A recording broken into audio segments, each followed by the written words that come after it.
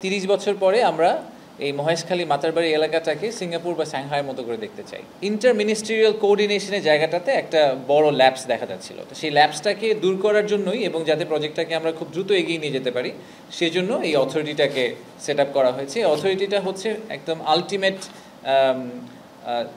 একটা অথরিটি যার final decision হবে যে আসলে ল্যান্ড অ্যালোকেশন কী হবে, মাস্টার প্ল্যানে কী যাবে, আসলে আমাদের লং টার্ম ভিশনটা কী হবে সেটা নিয়ে।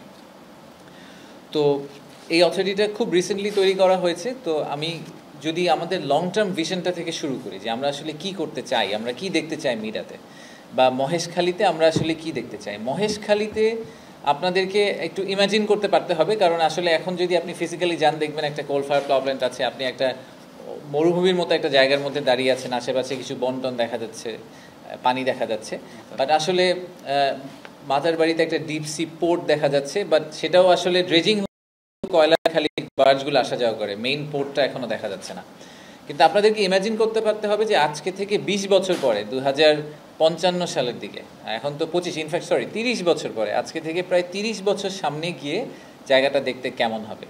তো অরিজিনালি যখন এটার মাস্টার প্ল্যান করা হয়েছিল বছর 5 আগে বা বিগত সরকারের সময়, তখন এটাকে একটা পাওয়ার হাব এবং একই সাথে একটা ডিপ সি পোর্ট হিসাবে প্রাইমারিলি চিন্তা করা হয়েছিল।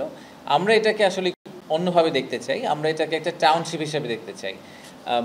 পৃথিবীর সবচেয়ে সাকসেসফুল ডিপ সি পোর্ট সহ টাউনশিপ হচ্ছে সিঙ্গাপুরকে বলা হয় সবসময়, এবং আরেকটা পোর্টের কথা প্রায় উঠে আসে, সেটা হচ্ছে সাংহাই। তো আপনাদের যদি কখনো যাওয়ার সুযোগ হয়ে থাকে তাহলে মনে করেন যে আমরা যদি বাংলাদেশের একটা সিঙ্গাপুর করতে চাই বা বাংলাদেশের ভিতরে একটা সাংহাই পোর্ট করতে চাই, আগামী 30 বছর হাতে আছে সময়, ইমাজিন করতে পারতে হবে যে 30 বছর পরে আমরা এই মহেশখালী মাতারবাড়ি এলাকাটাকে সিঙ্গাপুর বা সাংহাইয়ের মতো করে দেখতে চাই। বাংলাদেশের একমাত্র স্মার্ট সিটি বসুন্ধরা এখন আরো নিরাপদ, আধুনিকতায় আরো এক ধাপ এগিয়ে। এটা is not a vessel city, এটা একটা স্যাটেলাইট সিটি না, ইট সেলফ ইজ আ টাউনশিপ। এবং অলমোস্ট চট্টগ্রামের আরেকটা এনহ্যান্সড এবং মডিফাইড এবং নিউ ভার্সন, যেটা আমাদের প্রাইমারি সোর্স অফ লজিস্টিক্স বলেন, ইন্ডাস্ট্রিয়ালাইজেশন বলেন, সব কিছুর জন্য এটা আমাদের একটা সোর্স। তো টোটাল আউটকাম স্টেটমেন্টটা কি, আমরা আসলে এখান থেকে কি এক্সপেক্ট করতে পারি সেটার ব্যাপারে কিছু রিসার্চ করা হয়েছে। আমি কয়েকটা নাম্বার আপনাদেরকে শেয়ার করব। আপনাদেরকে এমনিতেও আমরা কিছু ডকুমেন্ট শেয়ার করেছি, বাট তারপরে আমি একটু জাস্ট খুব হাই লেভেলে যদি বলি যে প্রায় $150 বিলিয়ন মতো আমরা জিডিপিতে কন্ট্রিবিউশন এক্সপেক্ট করছি শুধুমাত্র এই জোনটা থেকে। এটাকে আমরা একটা কমার্শিয়াল হাব বলছি। সো আমি এখন থেকে কমার্শিয়াল হাব হিসেবে এটাকে যদি বলে ইউজ করি এই টার্মটাকে, যে এই কমার্শিয়াল হাব থেকে আমরা $150 বিলিয়ন জিডিপি কন্ট্রিবিউশন এক্সপেক্ট করছি, যেটার মধ্যে প্রায় $16 থেকে $18 বিলিয়ন হচ্ছে ইম্পোর্ট সাবস্টিটিউশন, যে আমাদের ফরেন কারেন্সিতে রিজার্ভে একটা সেভিংস হবে।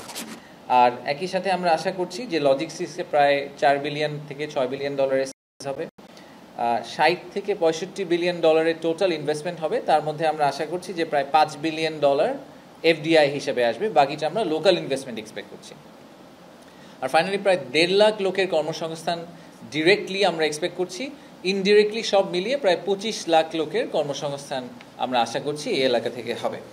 তো এটা এগেন আপনাদেরকে একটু সামনের দিকে তাকিয়ে চিন্তা করতে হবে। আমি জানি যে আমরা সবসময় আশা করি যে কালকেই কি হয়ে যাবে, বাট আমাদের এটা this is a beginning of a very very long term plan. But আমরা যদি এটাকে সফলভাবে করতে পারি, আসলেই বাংলাদেশের চেহারা বদলানোর জন্য সবচেয়ে বড় ইনগ্রেডিয়েন্ট হিসাবে আসলে এই মহেশখালী ইন্টিগ্রেটেড ডেভেলপমেন্ট এরিয়াটা